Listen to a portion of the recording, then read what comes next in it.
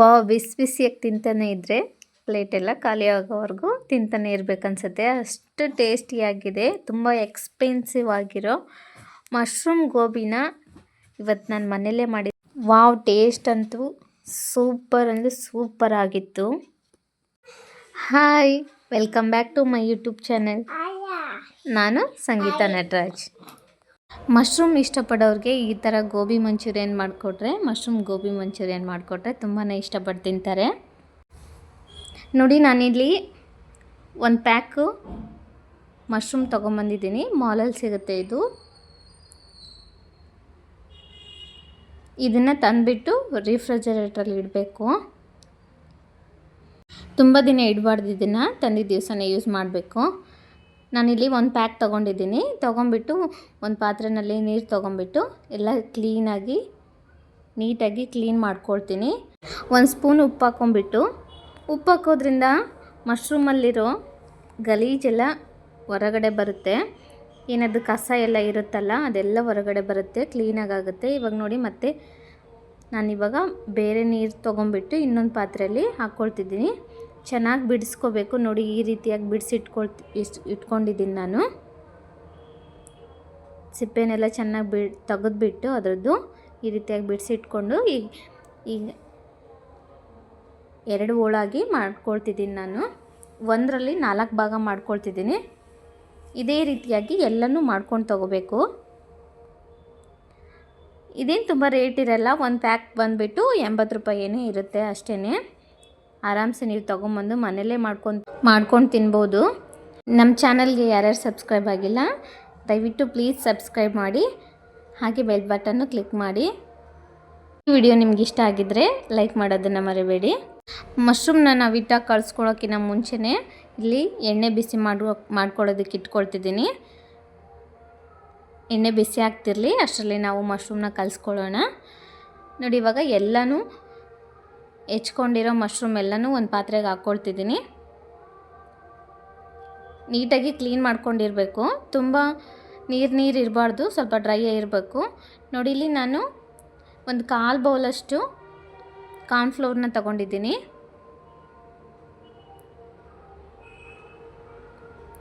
ಮತ್ತು ಅದೇ ಬೌಲಲ್ಲೇ ನಾನು ಒಂದು 1/4 ಬೌಲಷ್ಟು ಮೈದಾ ಹಿಟ್ಟನ್ನ ತೊಗೊಂಡಿದ್ದೀನಿ.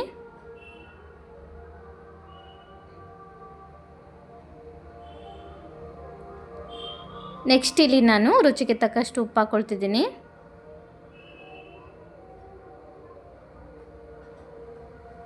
ಆನಂತರ ಖಾರಕ್ಕೆ ಎಷ್ಟು ಬೇಕೋ ನಿಮಗೆ ಅಷ್ಟು ಸ್ವಲ್ಪ ಖಾರದ ಪುಡಿ ಹಾಕ್ಕೋಬೇಕು. ಇವಾಗ ಫುಡ್ ಕಲರ್ನ ಹಾಕ್ಕೊಳ್ತಿದ್ದೀನಿ ನಾನು ಒಂದು ಚಿಟಿಕೆ ಅಷ್ಟೇ. ನೀವು ಬೇಕಿದ್ರೂ ಸ್ಕಿಪ್ ಮಾಡ್ಬೋದು. ಈ ಥರ ನೋಡಿ, ನಾನು ತೋರಿಸ್ತಿದ್ದೀನಲ್ಲ, ಈ ಥರ ಚೆನ್ನಾಗಿ ಎಲ್ಲನೂ ಆ ಹಿಟ್ಟೆಲ್ಲ ಅಂಟ್ಕೊಳ್ಬೇಕು ನೀಟಾಗಿ ಮಶ್ರೂಮ್ಗೆ. ಇವಾಗ ಸ್ವಲ್ಪನೇ ನೀರು ಹಾಕ್ಕೊಳ್ತಾ ಕಲಿಸ್ಕೊಳ್ಬೇಕು. ತುಂಬ ಜಾಸ್ತಿ ನೀರು ಆಗಬಾರ್ದು, ಸ್ವಲ್ಪನೇ ನೋಡಿ. ನಾನು ಹಾಕ್ಕೊಂಡು ಕಲಿಸ್ಕೊತಿದ್ದೀನಲ್ಲ, ಸ್ವಲ್ಪನೇ ಆ ರೀತಿಯಾಗಿ ಹಾಕ್ಕೊಂಡು ಕಲಿಸ್ಕೊಳ್ಬೇಕು. ನೋಡಿ, ಇವಾಗ ಕಲಿಸ್ಕೊಂಡಿದ್ದೀನಿ. ನಾವು ಮಿರ್ಚಿ ಮಾಡ್ತೀವಲ್ಲ, ಅಷ್ಟಾದರೆ ಸಾಕು. ನೋಡಿ, ತುಂಬ ನೀರು ಆಗಬಾರ್ದು, ತುಂಬ ಗಟ್ಟಿನೂ ಇರಬಾರ್ದು. ಇವಾಗ ಎಣ್ಣೆ ಕಾದಿದೆ, ಎಣ್ಣೆಗೆ ಒಂದೊಂದನ್ನೇ ಹಾಕ್ಕೊಳ್ತಿದ್ದೀನಿ. ಎಲ್ಲನೂ ಒಂದೇ ಸಲ ಹಾಕ್ಬಿಡಬೇಡಿ, ಎಣ್ಣೆ ಚೆನ್ನಾಗಿ ಕಾದಿರಬೇಕು. ಅಂಟ್ಕೊಳ್ಬಿಡುತ್ತೆ ಎಲ್ಲನೂ ಒಂದೇ ಸತಿ ಹಾಕ್ಕೊಂಡ್ರೆ. ಒಂದೊಂದನ್ನೇ ನೀಟಾಗಿ ಹಾಕ್ಕೊಳ್ಳಿ.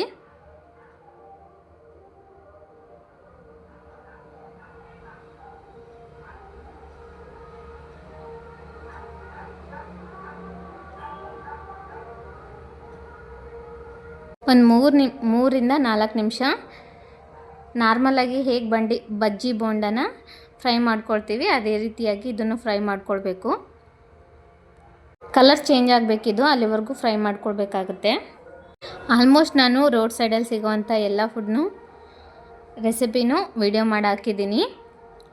ಎಗ್ ರೈಸು, ಫ್ರೈಡ್ ರೈಸು ಮತ್ತು ಗೋಬಿ ಮಂಚೂರಿಯನ್ನು ಎಲ್ಲನೂ ಮಾಡಿ ಹಾಕಿದ್ದೀನಿ. ನೀವು ಚೆಕ್ ಮಾಡ್ಬೋದು, ನನ್ನ ಚಾನಲ್ಗೆ ವಿಸಿಟ್ ಮಾಡಿ.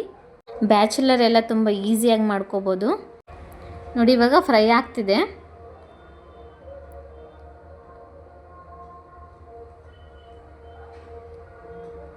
ಯಾರೆಲ್ಲ ನನ್ನ ಚಾನಲ್ನ ಹೊಸ್ದಾಗಿ ನೋಡ್ತಿದ್ದೀರಾ ದಯವಿಟ್ಟು ಸಬ್ಸ್ಕ್ರೈಬ್ ಮಾಡಿ. ಈ ವಿಡಿಯೋ ನಿಮಗೆ ಇಷ್ಟ ಆಗಿದರೆ ಶೇರ್ ಮಾಡೋದನ್ನು ಮರಿಬೇಡಿ. ನೋಡಿ ಇವಾಗ ಕಂಪ್ಲೀಟಾಗಿ ಫ್ರೈ ಆಗಿದೆ, ಈ ಥರ ಬರಬೇಕು. ಇವಾಗ ನಾನು ಇದನ್ನು ಒಂದು ಪ್ಲೇಟಿಗೆ ಹಾಕ್ಕೊಳ್ತಿದ್ದೀನಿ, ಸೈಡಲ್ಲಿ ಎತ್ತಿಟ್ಕೊಳ್ತೀನಿ. ಇಷ್ಟ ಆದರೆ ಸಾಕು.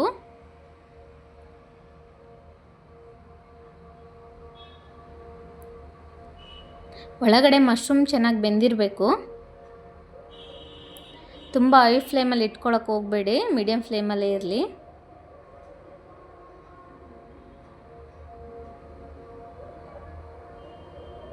ನಿಮಗೆ ಮಶ್ರೂಮ್ ಹೇಗಿದೆ ಹಾಗೆ ಒಂದೊಂದನ್ನೇ ಬೇಕಿದ್ದರೂ ಹಾಕ್ಕೊಳ್ಬೋದು, ಮಾಡ್ಕೊಳ್ಬೋದು. ಅದೇ ರೀತಿ ಕೂಡ ಆ ರೀತಿ ಮಾಡೋದ್ರಿಂದ ಮಶ್ರೂಮ್ ಬೇಗ ಬೇಯೋದಿಲ್ಲ ಒಳಗಡೆ. ಹಾಗಾಗಿ ನಾವು ಪೀಸ್ ಮಾಡ್ಕೊಂಬಿಟ್ಟು ಮಾಡ್ಕೊಳ್ಬೇಕು, ಆವಾಗ ಚೆನ್ನಾಗಿ ಬೇಯುತ್ತೆ.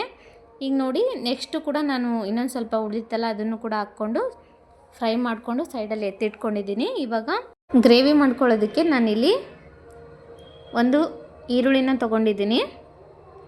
ಈ ಥರದಾಗಿ ಉದ್ದುದಕ್ಕೆ ಚೆನ್ನಾಗಿ ಹೆಚ್ಚಿಟ್ಕೊಳ್ಬೇಕು. ಒಂದು ಸಾಕಾಗುತ್ತೆ ದೊಡ್ಡ ಸೈಜು, ಯಾಕಂದರೆ ನಾವು ಒಂದು ಪ್ಯಾಕ್ ಅಲ್ವಾ ತೊಗೊಂಡಿರೋದು ಅಷ್ಟೇ. ನೀವು ಜಾಸ್ತಿ ಒಂದು 2 ಪ್ಯಾಕು ತೊಗೊಂಡ್ರೆ ಸ್ವಲ್ಪ ಜಾಸ್ತಿನೇ ಈರುಳ್ಳಿನ ಹಾಕ್ಕೋಬೋದು.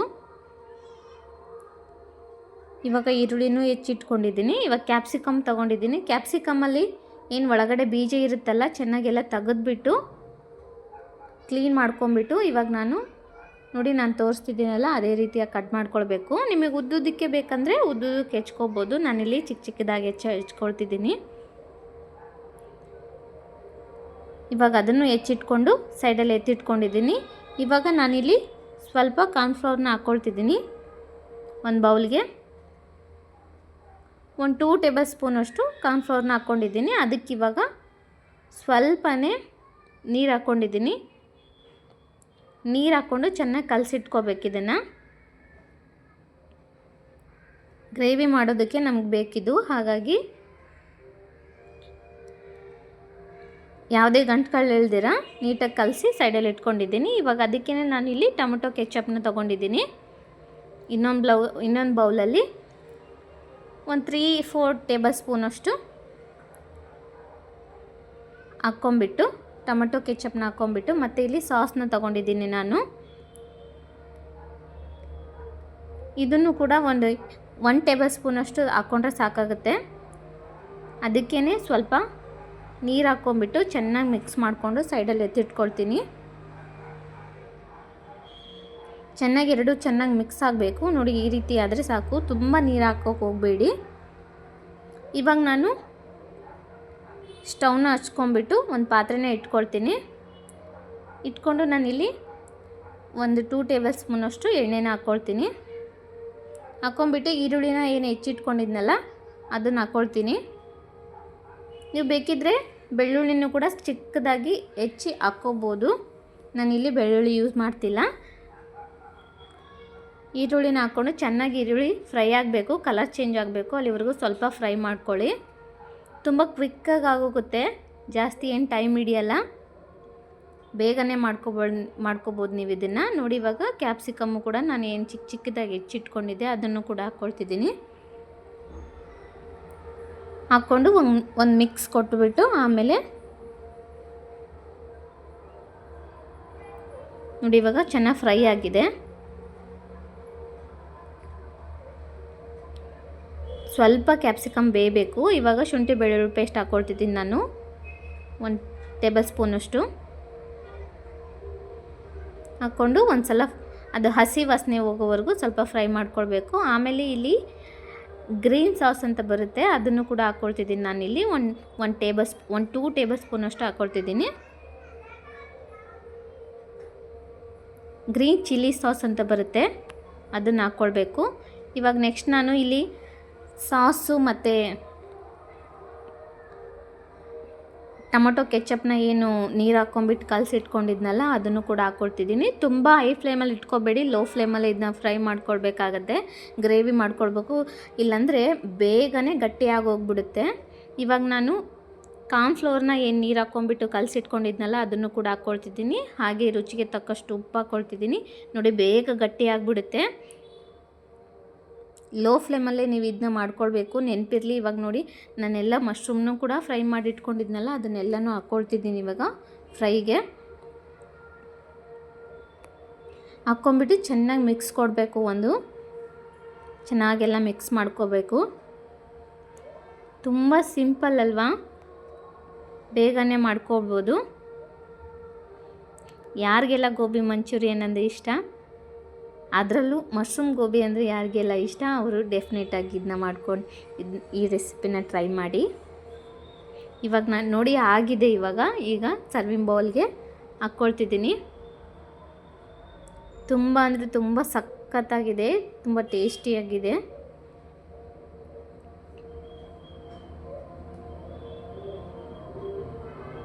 ಹೊರಗಡೆ ತಂದು ತಿನ್ನೋದಕ್ಕಿಂತ ಮನೆಯಲ್ಲೇ ಮಾಡಿಕೊಂಡು ಆರೋಗ್ಯಕರವಾಗಿ ಎಷ್ಟು ಬೇಕಷ್ಟು ತಿನ್ಬೋದು. ನೋಡಿ ಇವಾಗ ಎಷ್ಟು ಚೆನ್ನಾಗಿ ಬಂದಿದೆ, ನೋಡಿದ್ರೇ ತಿನ್ಬೇಕನ್ಸುತ್ತಲ್ವ.